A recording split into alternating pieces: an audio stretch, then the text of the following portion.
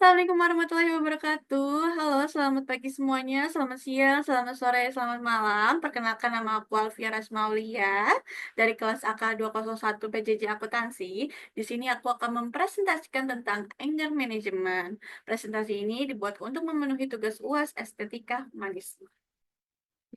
Sebelum kita masuk ke PPT yang aku akan bahas pada hari ini, aku akan menjelaskan tentang pokok pembahasannya terlebih dahulu. Yang pertama ada pengertian emosi dan macam-macam bentuknya. Yang kedua ada pengertian marah dan faktor penyebabnya. Yang ketiga ada anger management. Yang keempat ada cara mengendalikan marah. Dan yang terakhir ada pentingnya anger management. How are you feeling today? Gimana perasaan kalian hari ini? Apakah kalian lagi marah, lagi kecewa, lagi takut, lagi benci, atau lagi bahagia? Oke, di sini pertama-tama aku akan menjelaskan apa itu emosi. Goleman menjelaskan bahwa pengertian emosi merujuk pada suatu perasaan dan pikiran yang khas, suatu keadaan biologis dan psikologis seseorang, dan serangkaian kecenderungan untuk bertindak. Pada dasarnya, emosi adalah dorongan seseorang untuk bertindak. Biasanya, emosi merupakan reaksi terhadap rangsangan dari luar dan dalam diri individu. Sebagai contoh, marah mendorong perubahan suasana hati seseorang, sehingga secara fisiologi terlihat berteriak atau menangis. Macam-macam emosi. Di sini ada macam-macam emosi, di antaranya ada emosi bahagia, emosi takut, emosi malu, emosi sedih, dan emosi marah. Kira-kira emosi kalian hari ini yang mana ya? Oke, kita masuk ke pokok pembahasan, yaitu pengertian marah. Menurut Kamus Besar Bahasa Indonesia atau yang kita sebut dengan KBBI, marah adalah perasaan tidak senang karena diperlakukan tidak sepantasnya. Marah merupakan salah satu jenis emosi yang dianggap sebagai emosi dasar dan bersifat universal. Semua orang, tidak memandang suku ataupun budaya, memiliki emosi marah. Menurut Jacques, secara garis besar, marah bisa disebabkan oleh dua faktor, yaitu faktor internal dan faktor eksternal. Pertama-tama ada faktor internal, yaitu menyangkut kontrol diri seseorang serta kebiasaan yang ditumbuhkannya dalam respon suatu permasalahan. Yang kedua ada faktor eksternal, situasi di luar diri seseorang memancing respon emosional, latar belakang, serta budaya dan lingkungan sekitar. Di sini bentuk-bentuk marah ada berbagai macam. Salah satunya ada satu, sarkasme. Biasanya, seseorang melontarkan kalimat sindiran yang menyakitkan ketika dia marah terhadap orang lain. Yang kedua ada kemarahan dingin atau yang saat ini kita sebut dengan silent treatment. Kira-kira siapa nih di sini yang sering silent treatment? Biasanya ditandai dengan menjauhkan diri dari orang lain selama beberapa waktu, menjaga jarak, dan cenderung menghindari pembicaraan ketika marah. Yang ketiga ada permusuhan, menunjukkan rasa tidak suka yang jelas kepada orang lain, dan yang terakhir ada agresif. Bersikap agresif terhadap orang lain seperti meninggikan suara, melontarkan kata-kata kasar, dan memiliki pikiran dan gambaran mental untuk menyakiti orang lain.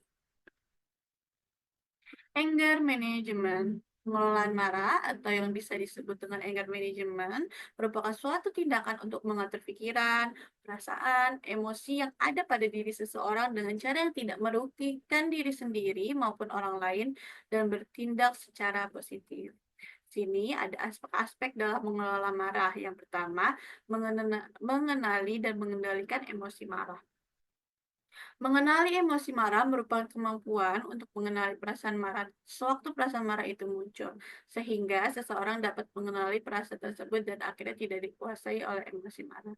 Jika kalian sedang merasakan emosi, kalian harus mengenali atau mengendalikan emosi marah. Kalian harus tahu nih, kalian sedang merasakan emosi apa, apakah kalian lagi merasakan emosi marah, sehingga ketika kamu mengenali emosi tersebut, kamu tidak dikuasai oleh emosi marah tersebut. Yang kedua ada meredakan emosi marah. Meredakan emosi marah adalah suatu kondisi di mana seseorang memiliki kemampuan untuk menenangkan diri sendiri ketika seseorang tersebut marah. Salah satu strategi paling efektif yang biasanya dilakukan secara umum untuk meredakan kemarahan adalah pergi menyendiri. Ketika kalian marah, kalian biasanya ngelakuin apa nih? Salah satu caranya, strategi yang paling efektif yang biasanya dilakukan secara umum adalah pergi menyendiri. Ketika kalian lagi marah, kalian bisa pergi menyendiri dan menenangkan diri kalian sendiri, sehingga pada akhirnya emosi marah itu akan mereda. Faktor-faktor yang mempengaruhi pengelolaan marah. Goleman menyebutkan bahwa tumbuhnya emosi pada diri seseorang disebabkan oleh pengaruh dari luar. Emosi positif timbul karena suasana hati dan faktor lingkungan yang mendukung ke arah positif. Begitu juga halnya emosi negatif. Emosi negatif timbul karena suasana hati atau faktor lingkungan yang mendukung ke arah negatif. Di sini ada beberapa faktor yang mempengaruhi pengelolaan marah. Yang pertama ada keluarga. Keluarga sangat berperan penting dalam membentuk pengelolaan marah seseorang. Dari keluarga, biasanya kita pertama kali mempelajari cara mengendalikan emosi. Yang kedua ada gaya mendidik. Gaya mendidik orang tua juga sangat berpengaruh bagi pembelajaran emosi seseorang. Dan yang ketiga ada lingkungan seseorang. Biasanya, seseorang bertindak sesuai dengan lingkungan di sekitarnya. Kondisi lingkungan sekitar terkadang secara tidak langsung akan mempengaruhi bagaimana cara seseorang bertindak. Langkah-langkah dalam mengelola marah. Di sini ada beberapa macam langkah-langkah untuk mengelola marah. Yang pertama ada menerima perasaan marah. Kita perlu untuk memvalidasi rasa marah yang ada pada diri kita sendiri ketika kita marah, dan cara menerima perasaan tersebut kita jadi mudah untuk mengendalikannya. Ketika kalian marah, ketika lagi emosi, kalian harus menerima perasaan tersebut. Kalian harus memvalidasi emosi marah kalian sehingga kalian bisa mengendalikan perasaan marah tersebut. Yang kedua ada mengenali sumber marah. Ketika kalian marah, kalian perlu mencari sumber marah. Kira-kira kalian marah karena apa ya? Kita perlu untuk mencari sumber dari mana emosi marah itu muncul. Dengan mengenali sumber kemarahan hingga menemukan jawabannya, maka nantinya seseorang akan mengetahui alasan atas kemarahan tersebut. Yang ketiga ada mengekspresikan perasaan marah secara tepat. Kita perlu mengekspresikan perasaan marah dengan tepat. Kita perlu mengeluarkan emosi yang ada pada diri kita sehingga nantinya perasaan marah tersebut tidak menumpuk dan menjadi bom waktu. Ketika kalian marah, kalian perlu mengekspresikan perasaan marah tersebut secara tepat. Kalian perlu mengekspresikan dengan cara yang sehat sehingga kalian bisa tidak menumpuk emosi marah tersebut dan menjadi bom waktu untuk diri kalian sendiri. Sama halnya seperti kalian memegang gelas dan menuangkan akhir, kelamaan kan air tersebut akan tumpah.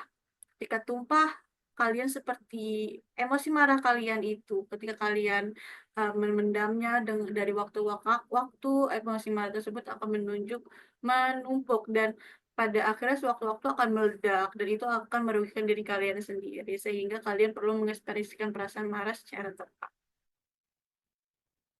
Pentingnya anger management. Saat marah, secara alami tubuh akan menanggapi emosi tersebut secara agresif.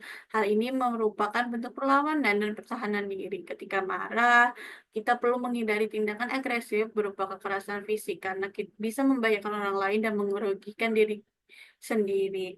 Ketika kalian marah, kalian perlu menghindari hal-hal yang akan merugikan diri kalian sendiri. Kalian perlu mempunyai anger management yang baik sehingga kalian tidak akan menyesal di kemudian hari. Karena jika kalian tindakan tersebut sampai terjadi, pada akhirnya kita akan menyesal atas apa yang dilakukan. Kalian bisa membenci diri kalian sendiri pada akhirnya dan itu akan berdampak buruk bagi kesehatan.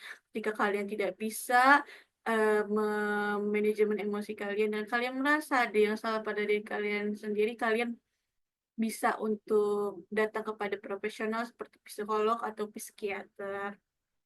Jadi tidak masalah ketika kalian merasa kalian sakit, sama dengan halnya kalian sakit fisik, sakit mental juga perlu diobati. Jadi kalian perlu ditangani oleh profesional. Jadi jangan takut ya untuk datang dan pergi konsultasi kepada psikolog dan psikiater.